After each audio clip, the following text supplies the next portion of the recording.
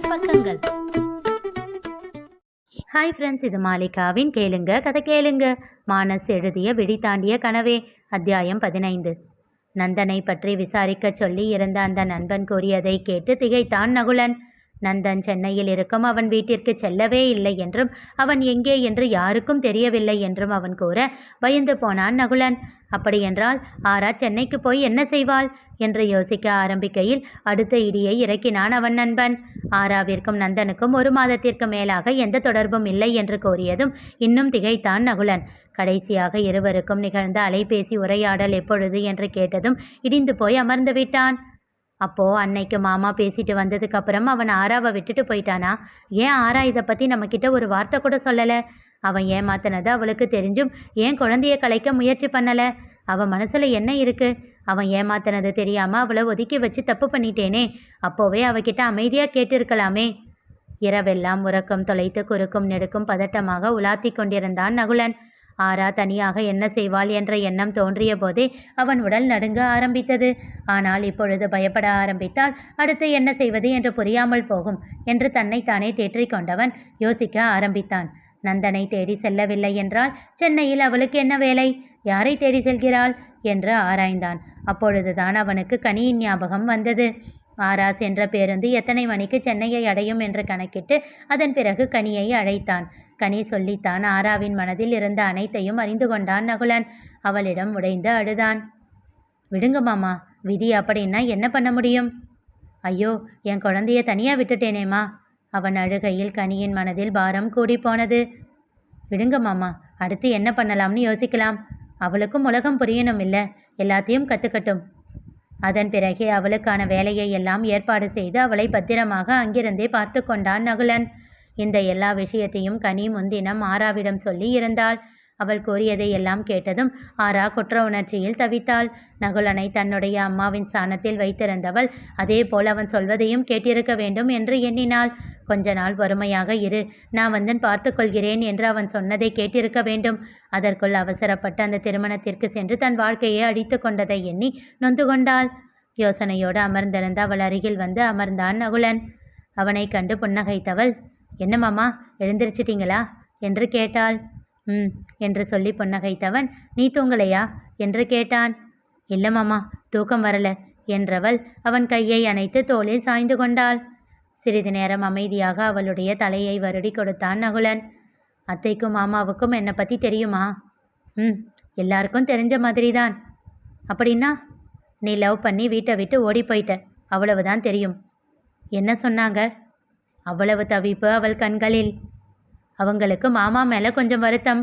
உனக்கு பிடிச்ச பையனை கல்யாணம் பண்ணி வச்சிருக்கலாமே அப்படின்னு ஆதங்கப்பட்டாங்க. என்கிட்ட உன்னை அப்பப்போ பார்த்துக்க சொன்னாங்க. அவள் முகத்தில் வலி கூடியது. என் மேலே அக்கறை இருக்கிற உறவுகளை பற்றியெல்லாம் யோசிக்காம எவனோ ஒருத்தனை நம்பி எப்படி பைத்தியக்காரி மாதிரி இருந்திருக்கேன் இல்லை மாமா நான். டேடிக்கும் அக்காவுக்கும் ரொம்ப கோபம் இருக்குன்னா அது ரொம்ப நியாயமானது தான். அவன் எந்த பதிலும் சொல்லவில்லை. டேடி ரொம்ப கோபமாக இருக்காரா? நான் அவருக்கு பெரிய அவமானம் கொடுத்துட்டேன் இல்லை மாமா. ஏண்டா குட்டி இப்படியெல்லாம் பேசுகிற? எல்லாம் சரியாகிடும், பார்த்துக்கலாம். அக்கா என்ன சொன்னா மாமா? சில நிமிடங்கள் அமைதிக்கு பின் கூறினான். எந்த உண்மையும் அவளுக்கு தெரியாது ஆரா. திகைத்தாள் அவள். என்ன மாமா சொல்கிறீங்க? என்னோட அம்மாவுக்கு எவ்வளவு விஷயம் தெரியுமோ அவ்வளவுதான் ஆதிராவுக்கும் தெரியும். எல்லா விஷயமும் தெரிஞ்சது எனக்கும் மாமாவுக்கும் மட்டும்தான். அப்போ இங்கே வந்தது? உன்னை பார்க்க வந்திருக்கேன்னு தெரிஞ்சிருக்கும், அவ்வளவுதான். நீ இங்கே தனியாக இருக்க, உனக்கு குழந்தை பிறந்திருக்கு, இதெல்லாம் எதுவும் அவளுக்கு தெரியாது. குழந்தை பிறக்கிற வரைக்கும் வருத்தமான விஷயம் எதுவும் சொல்ல வேண்டாம், அது அவள் மனசை பாதிக்கும் அப்படின்னு மறைச்சு வச்சிருந்தேன். அதுக்கப்புறம் சொல்ல தைரியம் இல்லை. உன் மேலே இன்னும் அதிகமாக கோபப்படுவா. உன்னை வெறுக்க கூட சான்ஸ் இருக்கு. கோபத்தை சமாதானப்படுத்திடலாம், ஆனால் வெறுப்பை அவ்வளோ சீக்கிரம் மாற்ற முடியாது. அதனால் அப்படியே சமாளித்து வச்சிருக்கேன். ஆனால் விஷயம் தெரிகிறப்போ நீங்கள் ஏன் மறைச்சிங்கன்னு உங்களை கேட்பாளே. உங்ககிட்ட கோபப்பட்டு சண்டை போட்டால் என்ன செய்வீங்க? பார்த்துக்கலாம் விடு. என்ன முகத்தை தூக்கி வச்சிருப்பா, என்னை திட்டுவா, 2 நாள் பேசாமல் இருப்பா, அவ்வளவுதானே. என்னை விட்டுட்டு எங்கே போக போகிறா? அப்படி போகத்தான் நான் விட்டுடுவேனா? அதெல்லாம் பார்த்து பதமாக சமாதானம் செஞ்சுக்கலாம். மெல்லிய புன்னகையோடு நகுலன் கூற இமைக்காமல் அவனையே பார்த்து கொண்டிருந்தாள் ஆரா. என்னடா அப்படி பார்க்குற? அக்கா ரொம்ப லக்கி மாமா. அவளுக்கு கிடைச்ச மாதிரி ஒரு காதல் எனக்கு கிடைக்கல. ஆக்சுவலாக நந்தனை லவ் பண்ண ஆரம்பிக்கிறதுக்கு முன்னாடி அவனோட கேரக்டரை உங்களோட கேரக்டர் கூட கம்பேர் பண்ணி பார்த்து அப்புறம்தான் ஓகேன்னு டிசைட் பண்ணேன். உங்களை பற்றி எல்லாரும் எப்படி சொல்லுவாங்களோ அப்படித்தான் அவனை பற்றியும் சொன்னாங்க. பார்க்கவும் பழகவும் உங்களை மாதிரியே தான் தெரிஞ்சான். எவ்வளவு ஆசைப்பட்டேன் தெரியுமா? ஏன் பேர் கூட ஆதிரா ஆராத்யா மாதிரி நகுலன் நந்தன் அப்படின்னு எவ்வளவு கனெக்டடாக இருக்குது அப்படின்னு நினச்சி சந்தோஷப்பட்டேன். நீங்கள் அக்காவை எப்படி லவ் பண்ணுறீங்களோ அதே மாதிரி என்னையும் அவன் லவ் பண்ணுவான் அப்படின்னு எதிர்பார்த்தேன். எல்லாமே பொய்யா போச்சு இல்லை? உங்களோட மனசுக்கு முன்னாடி அவனால் கிட்ட கூட வர முடியாது மாமா. அவன் மனசு பூரா அழுக்கு.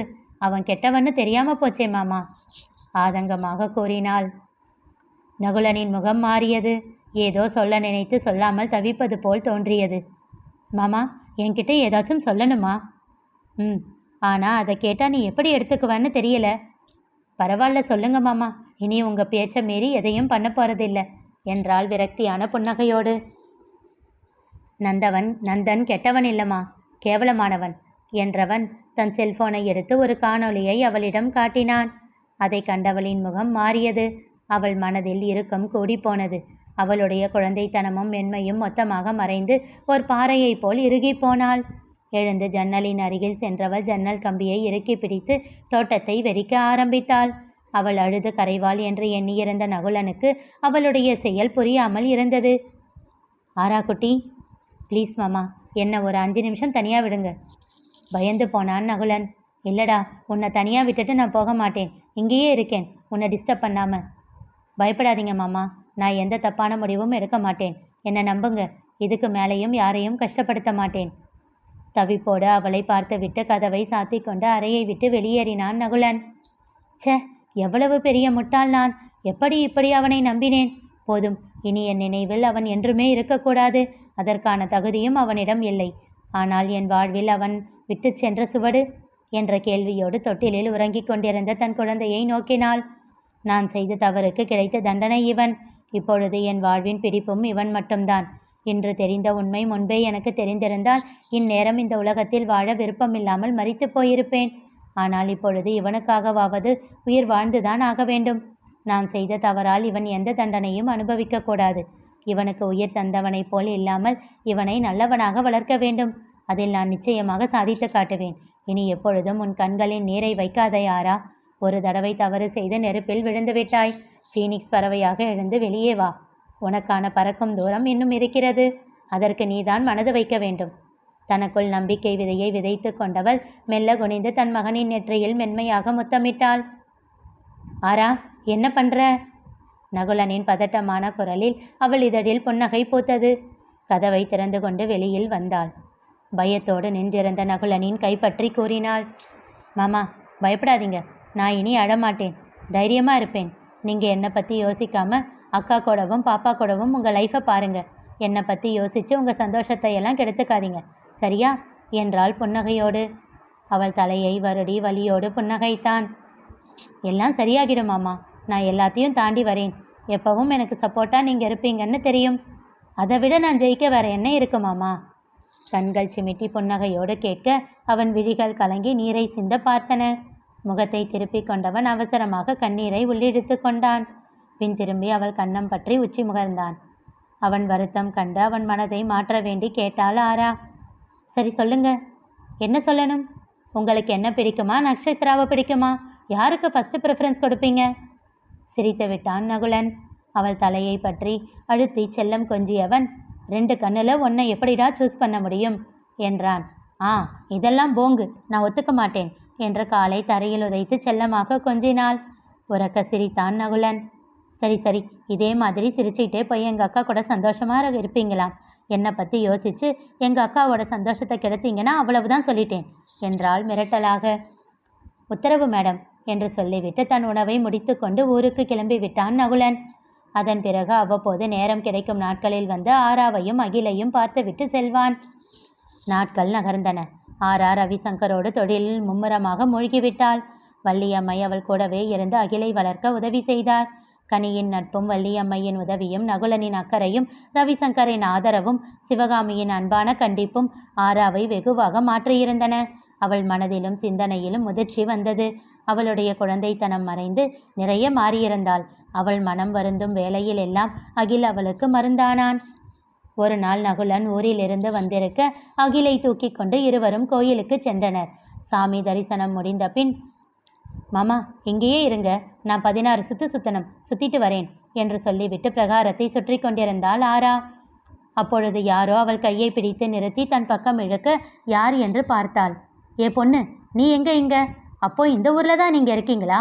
இந்த ஊர்ல இருந்துகிட்டே அப்பா அம்மாவை பார்க்க வரலையா அவன்? அவ்வளவு தூரம் அவனை மயக்கி வச்சிருக்கியா? அவங்க 2 பேரை பற்றியும் நீங்கள் யோசிக்கவே மாட்டீங்களா? அவள் அம்மாவுக்கு உடம்பு சரியில்லாமல் போயிடுச்சு தெரியுமா? அவள் எவ்வளவு கஷ்டப்படுறா? அதை பற்றியெல்லாம் உங்களுக்கு கவலை இல்லை? என்ன பிள்ளைங்க நீங்கள் எல்லாம்? ஆமாம், எங்கே அந்த ஜீவா? நாக்கப்பிடுங்கிற மாதிரி நான் அந்த பையனை 4 கேள்வி கேட்டாதான் எனக்கு மனசு ஆறும் என்று சொன்ன வைத்தீஸ்வரன் அவள் அருகே சுற்றும் முற்றும் பார்த்து ஜீவாவை தேடினார். இனி நிகழப்போவது என்ன தெரிந்து கொள்ள தொடர்ந்து கேளுங்க, கதை கேளுங்க. மீண்டும் சந்திப்போம்.